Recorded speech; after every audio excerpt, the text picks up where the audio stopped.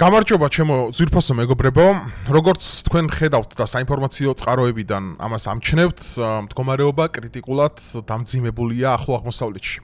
ამერიკის შეერთებული შტატებმა მოახდინა ერაყის ომის შემდგომ, ანუ 2003 წლის შემდგომ ყველაზე მასიური სამხედრო ლოჯისტიკის დისლოცირება და მოწყობა ახლო აღმოსავლეთში, რომელიც ესე ვთქვათ, პოტენციურ საფრთხედ განიხილავს, რა თქმა უნდა, ირანს.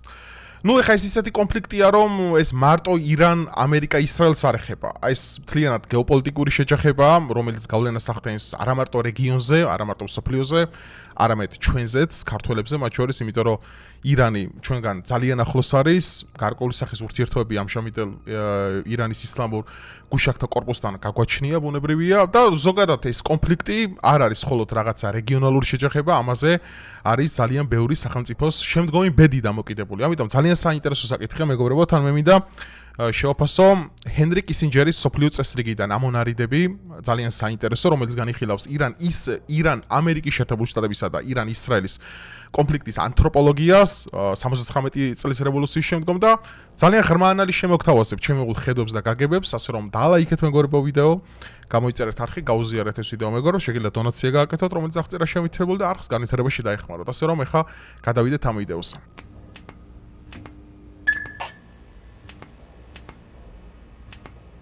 ახლა მოდი ახლა ჩვენ სანამ ამჟამინდელ პროცესებს ჩვენ შევუდგებით, იმიტომ რომ ეს ვიდეო როცა დაიდება შეიძლება უკვე გასროლილი ბომბი იყოს, შეიძლება, მაგრამ საჭიროა მაინც რომ ანთროპოლოგიურად განვიხილოთ ეს ყველაფერი. განვიხილოთ იმით, რომ ეს კონფლიქტი არ დაწყებულა მაგალითად წინა ზაფხულს, როდესაც ამერიკის შეერთებული შტატებმა სამი ბირთვული რეაქტორი გაანადგურა, ოფიციალური ცნობი დასია, მაგრამ ახლა ირანული მედია იტყობინება, რომ ეს დადასტურებული ბოლომდე არ არის, ჩვენ არ ვიცით ის შეტევა, რომელიც ბიორმა განახორციელა. ეს ანტიბუნკერის მასობრივი ბომბით, რომლითაც რაღაც ტონობით ეკვივალენტის აფეთქება მიწაში განახორციელა, შეიძლება საერთოდ ბლეფია, ამაზეც არ ვიცით. მეგობრებო, სანამ ეს ყველაფერი მოხდებოდა, უნდა განვიხილოთ და დავიწყოთ ჩემ მსჯელობა, აი სწორედაც ჰენრი კისინჯერის ძალიან საინტერესო გვერდია, ამასაც გეტყვით. სხვათა შორის არ ღირს ვირი, მაშინ ბიბლუშიც იყიდება, შეგიძლიათ შეიძინოთ.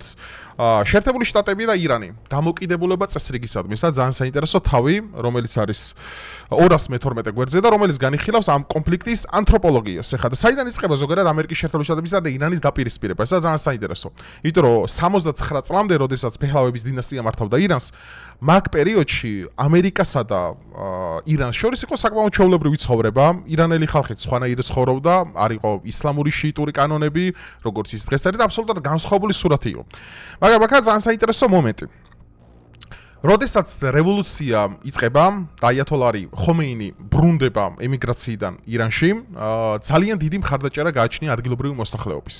ალბათ ჩვენ ახლა პარალელი რო გავავლოთ, რატომ ვერ ამხობენ, ახლა ბოლო მცდელობა რო ქონა, ხო? აი მასობრივი დემონსტრაციები იყო და როგორც ირკვევა სხვადასხვა წყაროებიდან, რომ აზერბაიჯანიდან შედიოდა დისლოცირებული სხვადასხვა დაჯგუფებები, რომელსაც უნდა შეეწყოთ რევოლუციისადმი ხელი, მაგრამ ეს ყველაფერი, აქ საუბარი იყო და გარკვეული აპელაციები იყო გაკეთებული მასთან მიმართებაში, რომ საერთოდ მოსადი იყო ამ საქმეში ჩართული, ანუ ისრაელის კონტრდაზვერვა და ირანის რევოლუციური გუშაქთა კორპუსმა ეს ყველა მცდელობა, რომ რევოლუციის გზით აიათოლა ალი ხემეინის ხელისუფლება, ანუ ამჟამინდელი ირანთა ისლამური კორპუსი დაემხო, კრახი დასრულდა. ეხლა უბრალოდ რას ნიშნავს, ეხლა ჩვენ როგორ უნდა შევაფასოთ და სწორი ანალიზი როგორ უნდა დავსვათ, საერთოდ რას ნიშნავს რევოლუცია? ჩემო ძვირფასო მეგობრებო, რევოლუცია ეს არ არის მე მინდა რაღაცის ცვლილება. ან მაგალითად შენ გინდა რაღაცის ცვლილება. რევოლუციას თუ არ აქვს მასობრივი ერთიანი სახალხო მხარდაჭერა, ამ შემთხვევაში ნებისმიერი სახის რევოლუცია მთავრდება კრახით. ეხლა რას ნიშნავს ეს ყველაფერი?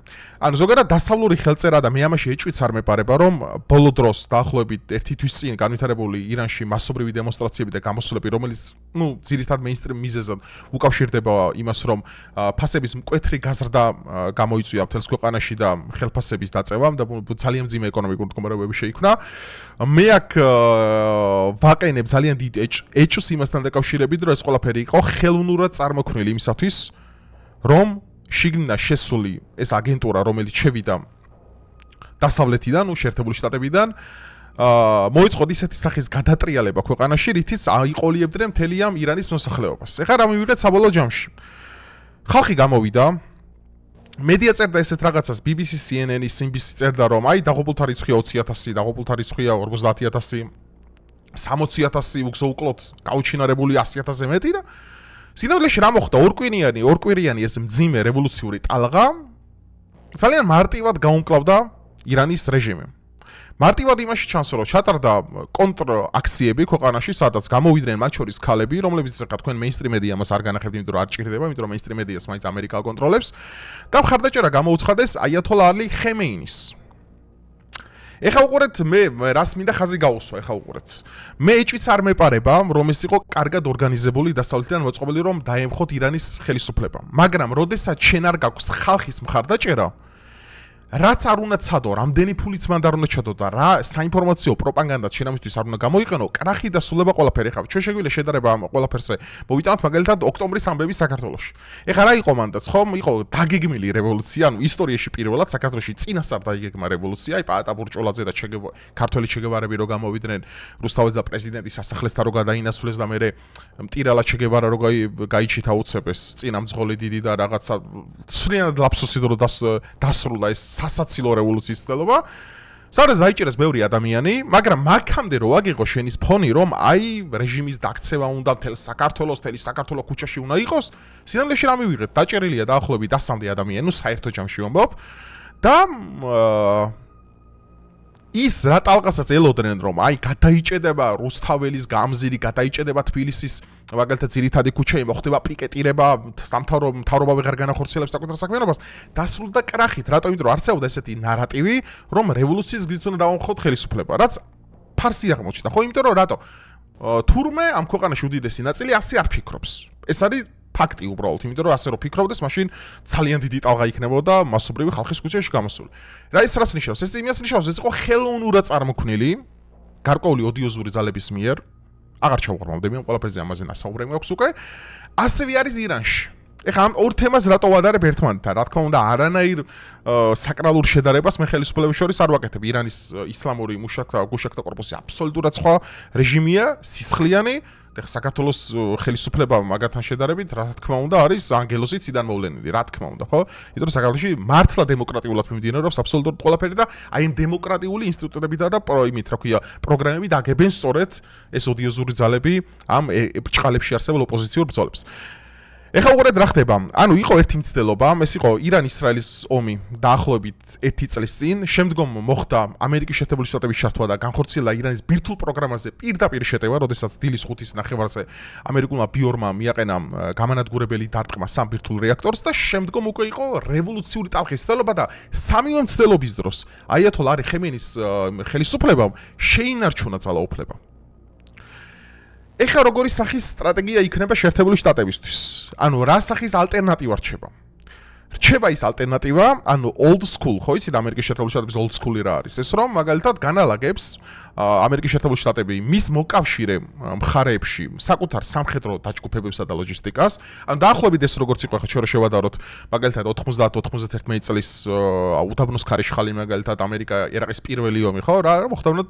ამერიკის შეერთებული შტატები ბრიტანეთთან და სხვა კოალიციურ ნატოს შეიარაღებულ ძალებთან ერთად დაიწყო ეს დიდებული ოპერაცია, ერთ-ერთი ყველაზე სრულყოფილად შესრულებული, ალბათ უდაბნოს ქარიშხალს გულისხმობდა უდაბნოს ფარს, რომელიც რამოდენიმე კვირაში გამანადგურებელი აღმოჩნდა სადამ ჰუსეინისთვის, უბრალოდ გადაურჩა პირველ მცდელობას და მეორეს უკვე ვეღარ გადაურჩა საბოლოო ჯამში.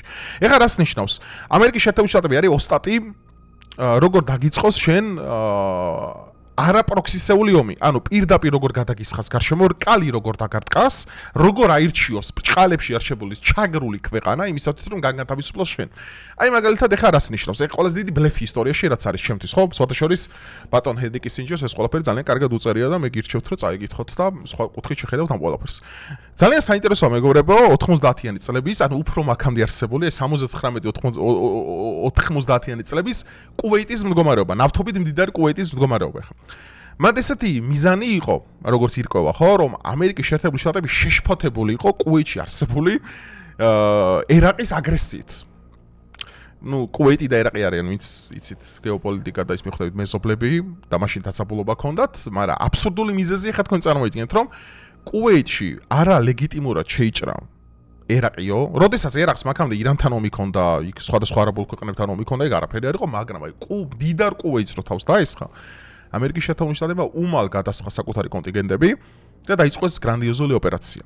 მაგრამ სარჩულია გამოიყენა ის რომ აი კუვეითში თურმე არალეგიტიმურად შეჭრილი სადამ ჰუსეინ დიქტატორი როგორც გამოცხადებული როგორც მკვლელი სისხლიანი კაცთ მოძულე ეშმაკი სატანა ბოროტება ხო ამერიკა ამაში დიდო სტატია შექმნა ესეთი პროტოტიპი სადამ ჰუსეინის რა მე არ ვამობ რო არ იყო რა თქმა უნდა არ გეგონთ ხა სადამ ჰუსეინს რამეს იმოზომობ მე ვადასტურებ რომ შეიძლება ეს ყველაფერი იყო მაგრამ აქ ვირეშმაკობას იმაში ვხვდები რომ არავის არ ადარდებდა კუვეიტელი ხალხის ბედი აქ იყო მიზანი ის რომ კუვეიტიდან დაწყებული კონტრშეტევა სამხედრო გზით რომელიც მიმართული იყო ერაყის ჩრდილოეთით ამერიკას უნდა გაენთავისუფლებინა ეს რეგიონები რომელიც იყო ნავთობით მდიდარი რატო ეს ნავთობი მერე წავიდა British Oil ბრიტანული კომპანია ამერიკული ისა რომელიც ხა ვენესუელადან მილიარდობით ბარელი ვის გააქვთ რა მილიონობით ბარელი ნავთობი გააქვთ იქიდან და პრაქტიკულად ისეთი რეზერვები წარმოქმნა ამერიკა რომ ამერიკას უღარაფერი ვეღარ დააქცევს ეს ზუსტად ანალოგიური სცენარი იყო ეხა მადუროს შემოგდება თორე მადურო ვის რა ჯანდაბაში აინტერესებდა მადუროს იმხელა გავლენაც არ ქონია რავი საკუთარი დასვისთვის იმხელა ფული ეხადა რომ ეს სპეცოპერაცია არ ჩატარებულიყო და ეხა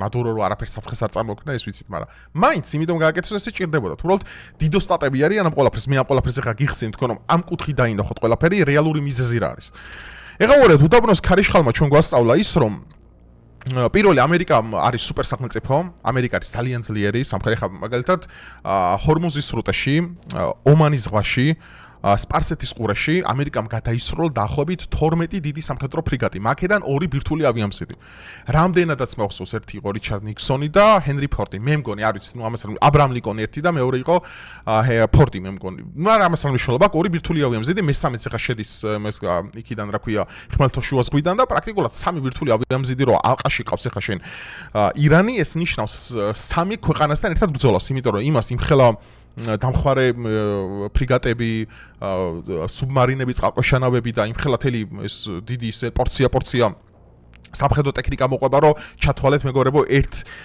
ბირთვულ ავიამზიდს რო შენეომები ერთი ქვეყანაა. იმიტომ რომ ის ძალიან ძლიერია, შეგიძლიათ შეწეროთ და ესეც ნახოთ რამდენად ძლიერადაა ამერიკა ამ მიმართულებით შეიარაღებული. ეხლა ჩვენ რა დავინახეთ კიდე ამ პროცესებიდან. უდაბნოს ქარიშხალმა გვანახა რომ ამერიკა არის სუპერ სახელმწიფო როგორც გითხარით, მას შეუძლია უდიდესი და კოლოსალური თანხები ჩამოვიდეს ოპერაციაში, თუ ეს ყველაფერი ჭირდება სამისოთ, მაგრამ ჩვენ თუ ვაკვირდებით ხა ირან ამერიკის კონფლიქტს, მეგობრებო, მე კიდევ ერთხელ ვიმეორებ, არ არსებობდა ირან ამერიკის კონფლიქტი ისრაელის შექმნამდე. ანუ არ არსებობდა არაბულ ქვეყნებთან დაცაბულობა, სანამ ისრაელი შეიქმნებოდა. ანუ ისტორიაში არ არსებობს მაგალითი, რომელიც 1959 წლამდე ასახავს ამერიკასა და არაბულ ქვეყნებთან დაპირისპირებას. საერთოდ ნული იყო, ისრაელი იქნება და ავტომატურად მტრები ახლო აღმოსავლეთში ჩნდება. არ ვიცი, ეხლა მეტყვენ შეთქმულების თეორიების გჯერაო, მაგრამ რა ვიცის მე მჯერა რომ ისრაელი მართავს ამერიკის შეერთებულ შტატებს, ნუ ეს ალბათ თეორია აღარ არის, ალბათ სინამდვილეა, უკვე იმდენი ფაქტი მყარდება, იმიტომ რომ ძალიან ძლიერია სიონისტული ლობი ამერიკის შეერთებულ შტატებში და თუ ისრაელს რამე გაუჭირდა, ამერიკა არის მისი მთავარი წმინდანი. და რავი, მფარველი ანგელოსი გამოჩნდა ეს ყველაფერი რომ ისრაელი, რომელიც არის ძალიან ძლიერი ქვეყანა, მათ შორის შეიარაღებული ძალიან უმაღლეს დონეზე, აქვს და თავის მოქალაქეებს იცავს მართლა ღირსეულად, მაგრამ ერთ რამეს ხაზი მინდა გაუსვა, რომ ისრაელის დიდებულობის რწმენა, თუნდაც რკინის გუმბათის მიმართ, რავი, მითები დაიმსხვრა, იმიტომ რომ ისეთი ზებგერითი და ჰიპერსონიკური ისენი რაკეტები ესრულეს ახლა იქიდან, რომ რავი, ყველას აქ ეკადრები ხო რა ნახე, წკაპ რო ეცემა, მის ჩაუნგდები არაფერი არ არსებობს. ანუ რას ნიშნავს, რომ ისრაელი ირანთან ომს წააგებს? რა თქმა უნდა, მაგას არანაირი მსჯელობა არ ჭირდება ზედმეტ, რომ ისრაელი დამარცხდება ირანთან, იმიტომ რომ ისრაელი არის ძალიან პატარა, იმის და მიუხედავად რომ ისრაელი ძალიან ძლიერია, ძალიან ძლიერი დაზვერვა ყავს, მაგრამ უბრალოდ ძალიან დიდია მასშტაბები ირანის. და ირანის შეიარაღებაც არის ძლიერი. ჩვენ ეს დავინახეთ მაგომში, რომ აი ეს მაგალითად ჰიპერსონიკური რაკეტა, რომელიც გამოიყენა, რომელიც კადრებიც ალბათ ყველა ადამიანმა ნახეთ, მანდ რკინის გუმბათის დიდებულობის იდეა უბრალოდ მიწაში ჩაიმარხა. მანდაც ამერიკას რო არ ჩამოეგდო ის ბიორი არ შეიყვანა ირანის საჰაერო სივრცეში, დამიჯერეთ ეს კონფლიქტი უფრო ისრაელისთვის ცუდი იქნებოდა ვიდრე ირანისთვის, იმიტომ რომ ისრაელი არის ძალიან პატარა ქვეყანა, ირანი არის ძალიან დიდი, მაგრამ რესპექტი ისრაელს იმაში, პატივისცემა რომ პატარა არის, მაგრამ ძალიან ძლიერი. ამაში პატივისცემა რა თქმა უნდა გვაქვს. ეხლა უბრალოდ რა ხდება დღეს რა ალტერნატივა დარჩა? მოდი ეხლა მთელი ეს თავი მოუყაროთ. ეხლა რა ალტერნატივა რჩება ამერიკას იმისათვის ვერ დაამხო მან ისრაელ-ირანის ომით, ვერ დაამხო მან მაგალითად ბირთვული იმის რა ქვია ქობინების ბირთვული იმის რა ქვია საცავების განადგურებით, ვერ დაამხო რევოლუციით. ბოლო გამოსავალი რჩება რომ ამერიკა პირდაპირ ჩაერთოს ომში. როგორც ეს იყო ერაყის ომი, როგორც ეს იყო ავღანეთი, ამერიკის გამოცდილებები ჩვენ ვიცით, ხო? ავღანეთში, ერაყში საკმაოდ ძალიან მრავალფეროვანი გამოცდილება აქვს, ძალიან ბევრი ჯარისკაცი დაკარგეს. ძალიან ბევრი ძვირი დაუჯდათ ეს ოპერაცია, მაგალითად აი ავღანეთიდან რო გამოიყვანეს, ეხა იგი იყო ძალიან სასაცილო. რავი 1-2 ტრილიონის შეიარაღება მგონი იქ დატოვეს და დაუტოვეს პაპუასებს, ხო, თალიბანს დაუტოვეს, რომლებიც რავი იქ ისწავლეს მაგალითად გამოყენება რა იყო, თორემ აქამდე არც იცოდნენ ეგეთი იარაღი რო არსებობდა. იმიტომ რომ იმ 2 ტრილიონის გატანა უფრო ძვირი იქნებოდა მაქედან. ვიდრე ხელახლა მისი შექმნა. ხვდებით? და აქ იყო ძალიან დიდი, ესე ვთქვათ, ბენეფიტი, რომელიც იმას რა ქვია, თალიბანს დარჩა. ეხლა უყურეთ, ბოლო ვარიანტი, რაც ჩვენ გვრჩება ის, რომ ამერიკის შეერთებულ შტატებმა უნდა განახორციელოს პირდაპირ სიმეტრიული თავდასხმები ირანის წინააღმდეგ. აი ეს არის ძალიან დიდი მეგობრებო ფოკუსი, რომელიც ახლა ეკეთება კონკრეტულად ირანის მიმართ. ეხლა გამოვიდა, მაგალითად, პოლონეთის პრეზიდენტი და თქვა, რომ აი პოლონელებო დატოვეთ ირანი. სხვადასხვა აი სანამ რუსეთ-უკრაინის ომი დაიწყებოდა, მანამდე დაზვერვა ინფორმაციას წინასწარ ავრცელებდა, ამის საელჩოები ავრცელებდნენ, რომ აი დატოვეთ საკონსულოებიო, დატოვეთ ჩემი ქვეყნის მოქალაქეებო, ისა რა ქვია, სხვადასხვა ქვეყანა ავრცელებდა ამის შესახებ, რომ აი ხვალზე რაღაც მოხდება და ეხლა სიტუაცია ისეა გაზრდილი, რომ იქ საჰაერო ესკადრილიები ყავს ამერიკას უკვე გადაყვანილი ჰორმუზის სრუტეში, იქ საუდის არაბეთი ყავს კბილებამდე შეიარაღებული, იქ აგერ იმაზე შეიყვანა აბრაამ ლინკოლნი, ჰენრი ფორდი შეიყვანა ბირთვული ომზიდი, აგერ ინდოეთის ზღვიდან, იგერ ხმელთაშუა ზღვაზე შემოდის ახალი ბირთვული ომზიდი, იქ იმას არაბეთის ზღვა არის, აი მთლიანად თელ კალში ყავს მოქცეული ხა ირანი. მით უმეტეს გავითვალისწინოთ ჩემო ძვირფასო ადამიანებო, რომ ირანი იმყოფება ძალიან მძიმე ემბარგოს ქვეშ, მრავალი წელია უკვე. და გაუფასურებული ეს ადგილობრივი ვალუტა, ეკონომიკა ჩამოქცეული, რომ აი მაგალითად ესეა, მაგრამ ჩვენ არ უნდა დაგვაუწყოს ერთი ფაქტი, რომ ირანში არის ძალიან დიდი ისლამური განსაკუთრებით შიიტური მხარდაჭერა ხელისუფლებას. იცით რა არის? როდესაც ფეჰლავების 79 წლის რევოლუცია მოხდა, მე ისტორია ძალიან კარგად წავიკითხე, აქაც სხვა დოკუმენტური მაქვს ბევრი ნანახი და ძალიან კარგად დავაკვირდი იმ სპეციფიკას, რომ ხალხის მხარდაჭერა შენ თუ არ გაქვს, აი ნიდა იბოქ შენ ხარ აგერ ეკონომიკური სანქციები დაადე, კიდე რევოლუციური სცენარები შეუგზავნე, კიდე აგერ სამოთხეს დაპირდი მაღალ ხელფასებს, კაი ცხოვრების სტანდარტებს, ან მნიშვნელობა არ აქვს. ხალხი ირანში განწყობილია ისლამურად. იმის დამეხმარებლად ირანი არის, ვერ ვიტყვი რომ მრავალეთნიკური, მაგრამ იქ ხვდებიან, რავი, დრუზებიც არიან, ქურთებიც არიან, სუნიტებიც არიან, მათ შორის ქრისტიანებიც არიან ირანში რეგიონები არის სხვადასხვა პერიფერიულ ზონებში, რომ არიან სხვადასხვა ეთნიკური ნიშნები, მაგრამ კოლოსალურად დიდი რიცხვია შიიტური მემარჯვენე ძალების ქვეყანაში. რაც იმას ნიშნავს, რომ აი მაგალითად ეხა რწმენა რა არის, მოდი ხავ თქვა, რატომ მოხდა ირანში რევოლუცია, ესეც ძალიან საინტერესო მინიშნებები გვაქვს შენ ამ წიგნში, რომ მეგობრებო, საერთოდ აი 2000 რომელი წელი იყო, არ მინდა შემეშალოს ეხა, 2017 წელს გამოვიდა აიათოლა ალი ხემეინი და თქვა ესეთი რაღაც, რომ ირანის სახელმწიფო დაფუძნებულია, ირანის ისლამურ გუშაკთა კორპუსი დაფუძნებულია იმ იდეას, რომ ეს აიათოლას ხოთლიან, ეს არის უდიდესი სულიერი მასწავლებელი მათთვის, ხომ? აიათოლა არის კანონი აი მთელ ქვეყანაში, რასაც აიათოლა იყოს, იმას აკეთებენ.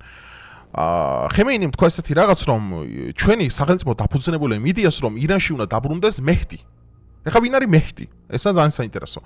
მეგობრებო, მეჰდი არის ისლამური რწმენით, აი როგორც ჩვენთან ქრისტე ბრუნდება და ან თავისუფლებს ანტიქრისტიან კაცობრიობას, აი დაახლოებით იგივე პერსონაჟი არის მეჰდი, რომელიც არის მხსნელი ისლამური სახელმწიფოზე, რომელსაც სოფლიო რევოლუცია უნდა დასრულოს ისლამური სახელმწიფოების და ისლამური იმის და გააერთიანოს ერთი სივრცეში ეს ისლამური ქვეყნები და აი როგორც აი მაგალითად იყო ოქტომბრის რევოლუცია და მირავაი რევოლუცია რომ ამბობენ, ხო, სოფლიო რევოლუცია, პროლეტარიებო მთელი ქვეყნისა შეერთდი და ეს პროკლამაციები რო იბეჭდებოდა, რომ ეს არ არის ადგილობრივი რევოლუცია, ეს არის სოფლიო რევოლუცია, მათ შორის, როდესაც მოხდა 18 წელს საქართველოს 21 წელში საქართველოს ოკუპაცია, მანდაც ეს გავლენა იყო, აი ვინები შემოვიდნენ წითელ არმიელები, ისინი ამბობდნენ, რომ შენ საქართველოს კი არ ვიპყრობთ, არამედ საქართველოს ანთავისუფლებთ, ანუ ეს იყო რწმენა სოფლიო პროლეტარიული რევოლუციისადმი. ეს მაგალითად ეს განცდა იყო მეორე სოფლიო ომი რომ მორჩა მაგალითად, რომ აი ეს წითელი შექმნა უნდა ჩავიდეს ლონდონამდე, ნიუ-იორკამდე და უნდა მოხდეს მთელი სოფლიოს გაერთიანება, ხო, ეს ამხანაგები უნდა გაერთიანდნენ, ხო, ესეთი რწმენა. ეხლა შედარების სახით იმით გამოვიყვანე, რომ მეჰდის იდეა, ანუ ისლამური შიიტური მემარჯვენე ამ ჰადისები არის წმინდა გადმოცემები ისლამის, იმ ნარატივზე აყენებენ, ეხა იმ ნარატივზე ზრდიან ბავშვებს, რომ მეჰდი სანამ გამოჩნდება, თქვენი წინამძღოლი არის აიათოლა ალი ხემეინი და ისულიერი ლიდერები, რომელიც დანიშნულები იქნება მეჯლისის მიერ. და ეს რწმენა რახან ძლიერია ირანში, და ხა ირანი არის ზოგადად გენეტიკურ დონეზე, მეგობრებო, სპარსელი ხალხია რა, ანუ სპარსი ხალხი ხა იყო ძალიან ძლიერი. ისტორიაში. აქემინიანები, სეფიანები ძალიან ძლიერები იყვნენ ისტორიაში ხა. ეს ფილმებიდან არ ვიცი როგორ ყავთ გამოყვანილი, რომ სამას სპარტელი იმხელა არმიას ამარცხეს, მაგრამ ეს ესე ნამდვილად არ იყო. სპარსეთის იმპერია მართლა ძალიან დაწინაურებული იყო კულტურით, სხვადასხვანაირი მაშინდელი მილიტარიზმით, სხვადასხვანაირი იმებით, სოციალური განვითარებით, რომელიც შეკონა ეს კულტურა ეხა რა, მაზდიანები იყვნენ, იმისჯეროდათ, ამისჯეროდათ, მე ისლამი მიიღეს, თორე ანუ გენეტიკურად ირანელები არიან სპარსელები და სპარსელები ხა არ იყვნენ მეგორო თქვენი მაშინადელ პელოპონესის ომებში არსებულ ბერძნებს რო ეჯახებოდნენ და იმას მაშინელი ამერიკის შეერთებული შტატები იყო ეგ და ძალიან ძლიერ ქვეყნებს ამარცხებდნენ და ძალიან დიდი იმპერიები ქონდა და მithumetes მის ნაშთებზე აღმოცენებული დღევანდელი ირანი არის ძალიან ძლიერი. ეხა არ ვიცი დასავლური მედიები ამას როგორ აშავებენ და როგორ ამბობენ რომ ეხა ირანი მესმის რომ ამერიკის შეერთებული შტატების ერთიანი კოლექტიური შეიარაღება გაცილებით აღემატება ირანს და ამერიკა აღემატება არა მარტო ირანს, ამერიკა აღემატება თელიანად ნატო და რუსია ერთო სხვადასხვანაირი სახელმწიფოებით, რომ ამერიკა კოლოსალურად ითარხებს ხარჯავს, მაგალითად 13+1 ბირთვული ავიამზით იყო სოფლიოში, რომელიც არის ერთი ქვეყანა, როგორც გეკითხებით. უდიდესი სამხედრო არსენალი და ეხა ნუ ბუნებრივი ეგერთია, მაგრამ ირანი რომ აქამდე მოდის და ირანი რომ აქამდე ეპაიქრება ამერიკას, ეს არის მართლა დამაფიქრებელი, იმიტომ რომ ეხა მაგალითად ამას წინათ უთვალიერებდი თეირანის ქუჩებს რა და განწყობები როგორია იცით იმ ხალხში, ანუ შეიძლება ცუდად ცხოვრობენ, შეიძლება არ აქვთ ბევრი რაღაც კარგად. მაგრამ იმდენად ღრმად არის უკვე პროპაგანდა მატვინებში შესული, იმდენად ღრმად აქვთ რწმენა ამ ისლამური მეჰდისადმი მესიანური წინასწარმეტყველების და იმის, რომ ანუ ხალხო დამიჯერეთ, ეგ შეიძლება ჩვენ ფიქრობთ ასე და სხვა ხალხები ფიქრობენ, ხო, ვინებს ასე ნანახი უკეთესი და უმცირესი ცხოვრება, მაგრამ ის ხალხი არის სხვა მენტალობით გასტილი აბსოლუტურად. მათთვის აიღებენ პატარა ჩიჩია და პატარა პური უფრო მნიშვნელოვანი, იმდენად ბოდიშით არ არის მნიშვნელოვანი, ამდენადაც სიყვარული მათი სულიერი ლიდერის აიათოლა ალი ხემეინის. მათ შორის ქალები იყვნენ გამოსულები, რომელსაც ასევე არ განახებთ დასავლური მედია. ინსტაგრამზე ვაზიარებ ხოლმე ხშირად ესეთ რაღაცებს, შეგიძლიათ ნახოთ ხოლმე, რომელსაც არ გაჩვენებენ, იმიტომ რომ არ ჭირდებათ. რომ აი მაგალითად ეხა ამ რევოლუციის ფონზე განახებდნენ იმას, რომ აი სტუდენტები გამოსულა, აი რაც საქართველოში ხდებოდა, იგივეს განახებდნენ იქ რა. ერთი რავი 5 კვადრატული აქ რო ივსებოდა, გეგონა მთელიერი იყო გამოსული. აბა გაგეხედათ, ერთ ამდენი ქუჩაში პროპკაში იყო ხალხი. რამდენი სახლებში იჯდა, რამდენი სუფხებზე ეკიდა ეს პოლიტიკა, ხო, ძალიან ბევრია მათ შორის საქართველოში და ასევე ძალიან ბევრია ირანში, რომელიც არის უზარმაზარი ქვეყანა, უზარმაზარი პოპულაციით. უბრალოდ დასავლეთს კარგად გამოსდის ეს მედია პროპაგანდირება, გაიგეთ, რომ აი აქცენტებს აკეთებენ, რომ აი ირანელი ვიღაც გოგო სიგარეტს ეწეოდა და ვითომ სიგარეტს იკიდებდა ხემეინის იმის რა ქვია გამოსახულებით არსებული სურათი როგორ იწვოდა. მე ერთმანეთს ჰიჯაბს როგორ იხსნიან, ერთმანეთს როგორ კოცინեն და ესა დასავლური ნარატივი რა, ეს სექსუალური რევოლუცია, აი ეს ტენსილები კედლებზე, რომ აი ჩვენი ახალგაზრდული განთავისუფლებული. მე კიდევ ერთხელ ვიმეორებ, ირანელი ხალხი რა მდგომარეობაში ცხოვრობს ახლა არის მათი დამსახურება და მათი არჩევანი. სამივეჯერ ჩავარდნილი რევოლუციის მცდელობა და მათ შორის გარედან მართული პროცესები იყო თავიდან ბოლომდე ლაფსუსი, იმიტომ რომ ირანელმა ხალხმა მოინდომა ასე. ამიტომ არჩევანი იმაზე საუბარი რომ აი ირანს განთავისუფლება უნდა და რეჟიმი არ აძლევს ამის უფლებას, აი ეგრე არ არის. ეგრე არ არის მეგობრებო. ეს გინდა დაგაჯეროთ. მე კიდევ ერთხელ მე არავის არ ვამართლებ ხა აქ. ანუ მე ჩემთვის ახლა ზედამთვარე ახლა გინ ამერიკაზე ამოვდის ან ირანზე, რა თქმა უნდა ტყუილია, მე ზედამთვარე ამოვდის საქართველოს. მე უბრალოდ ვაფასებ ობიექტურად, ახლა ვამბობ ირანის კარგს, ვამბობ ცუდს, ვამბობ ამერიკის კარგს, ვამბობ ამერიკის ცუდს. უბრალოდ ყველაზე ვასებად სამხარეს აი ირანს რო აჯოვენ მარტო და ეგრე არ არის რა. მართლა ირანი არის ძალიან ძლიერი ქვეყანა, ძლიერი კულტურით, ძალიან ძლიერი ფესვებით, ეს ჩვენ გონია რომ ესეა რაღაცა, ქართველები ვიყავით მაგარი ტიპები, რომ ეხა ირანს ვამარცხებდით საქართველოში რაღაც, მაგრამ ამდენჯერ გაგვიცდია მათ ამარცხი, ხო, ძალიან ბევრი და ირანი იყო ძალიან ძლიერი ყოველთვის. და აი ეს ვარიანტი მე ბოლო თეორია, მეოთხე თეორია მგონია მართალი რომ ამერიკა ხარ კალს ატყავს და მიიტანს რამოდენიმე კვირაში დარტყმას სხვადასხვა სტრატეგიულ ობიექტებს. მათ შორის არ გამოვრიცხავ რომ პირდაპირ დარტყმა მიაყენონ მაგალითად აიათოლას რეზიდენციას, იმიტომ რომ როგორც ბოლო მონაცემებით ირკვევა იმაში რა ქვია ამ ჰორმუზის სრუტესა და სპარსეთის ყურეში შეყვანილია ჩინური და რუსული სამხედრო ფრიგატები და აი ძალიან საინტერესო გეოპოლიტიკური მცდელობა, იმიტომ რომ ირანი თუ დაკარგა რუსეთმა და ჩინეთმა, ხო, კოლოსალურად ძლიერდება შეერთებული შტატები ახლო აღმოსავლეთის გეოპოლიტიკურ იმაზე მატერიკში. კოლოსალურად ძლიერდება, ამერიკა პრაქტიკულად ხდება დომინანტი უკვე მსოფლიო წყლებისა და ოკეანეების. პრაქტიკულად ხდება დომინანტი. ამიტომ ეხა ეს რუსეთმა აქაც თუ ჩაისვარა და ზე თუ მიყვა ჩინეთის, ხო, მეგობრებო, მათთვის იქნება ძალიან ცუდი. მაგრამ ჩვენთვის არის ასევე ძალიან ცუდი, ეხა ამას საქართველოს არ ლაპარაკობენ, მაგრამ მე გეტყვით რომ ძალიან დიდი საფრთხე არსებობს მიგრაციის მერე იქიდან. ეხლა ესენი გამოდიან შიგევროპელები და აქციებზე უკრაინა და ირანის დროშებით გამოდიან და რეზა ფეხლავის გამოსახულები და რაღაც სასაძე რეზა ფეხლავი არა, ყველაზე არაპოპულარული ლიდერი ეხლა ირანში. ირანელ ხალხს უცალფეხზე კიდია რეზა ფეხლავი ვინ არის? ეგ არის ისრაელის მარიონეტი შეულებრივი, რომელიც დასვა უნდათ ეხლა, იმიტომ რომ აბრაამის შეთანხმებაში ძალით უნდა ჩათხარონ ირანი, რითიც ეს კოლექტიური რაღაცა სამშვიდობო ფორუმი, რაღაც ტრამპის ბჟუტურები რაც არის, იმაში უნდა გაწევრიანება, რაშიც უაე, საუდის არაბეთი, კუვეტი, ბაჰრეინი და ეგენი არიან და აქ უნდა ირანი შეათრიონ, იმიტომ რომ ირანი არის ერთადერთი დაუმორჩილებელი ძალა ეხლა ახლო აღმოსავლეთში. დანარჩენი კაცო ამერიკას და ისრაელს დაბრიყვებული ყავს უყველა. ნუ ეხლა ამას სუდი კონტე გაგებით მე არა, დაბრიყვებული იმას ანიშნავს, რომ მონაა ვინმე მაქედან ეხა იმ ინტერესს თამაშობენ იმ თამაშს ამერიკა და ისრაელი ჩაზახებს რა. ეხა იქაურ ეხლა უაე შეიხებს აწყობთ ეხა ეს ყველაფერი, იმიტომ რომ რავი ეხა რატო უნდა იტკიონ აუტკივერთავი პალესტინელი ბავშვების გამო სიტყვას ხო? ეგ არ აინტერესებთ. ამიტომ მეგობრებო მე ბევრი ვარ გამიგზელდეს ვიტყვი რომ მე მგონია სცენარი ის რომ ამერიკა უახლოეს დღებს შეიძლება ეს ვიდეო რო დადებული იყოს უკვე მიტანილი იყოს რეაქცია და უკვე იმ ვიდეოს დაწყება მიწევდეს ხო? სადაც უკვე საუბრობ პირველადი ზიანი შედეგებზე რომელიც იქ მოვა. ამიტომ ეხა ტრამპს თავში რა გაარტყავს იქიდან ტრამპი არაპროგნოზირებადი პოლიტიკური ფიგურაა. ამიტომ ეს ამ ბოლო ხანს განსაკუთრებით და არ ვიცით აქ რა იქნება მეგობრებო, ამიტომ მე ყველანაირი საქმის ყურში თქვენ ჩაგაყენებთ.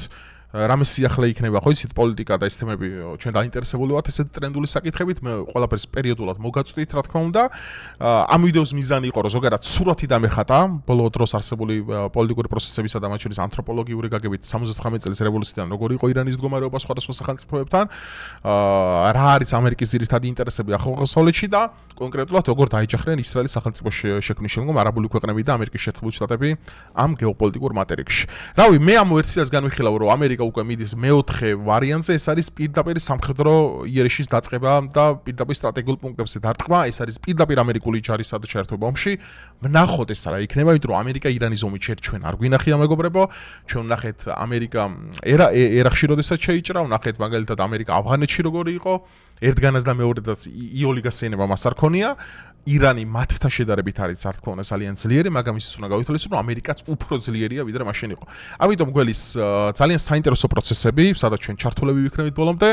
რავი, ყველანაირი სიახლე რაც იქნება ჩემგან მოგასმენებთ ამ ყველაფერს, რავი, თქვენ თუ რამე შესწორება გაქვთ ამ ჩემს ანალიზთან დაკავშირებით, შეგიძლიათ დაწეროთ დაბლა კომენტარებში, დალაიქოთ ვიდეო, გამოიწეროთ არხი და თქვენი აზრი დაწერეთ დაბლა, თქვენ რას ფიქრობთ ირან ამერიკასა და მოდი პირდაპირ ვიტყვი რა, ამერიკა, ისრაელი, ირანის წინააღმდეგ. აი, რას ფიქრობთ ამ კონფლიქტზე, როდის დაიწყება, რა შედეგები გონიათ და როგორ დასრულდება ეს პროცესები. დროებით მეგობრებო.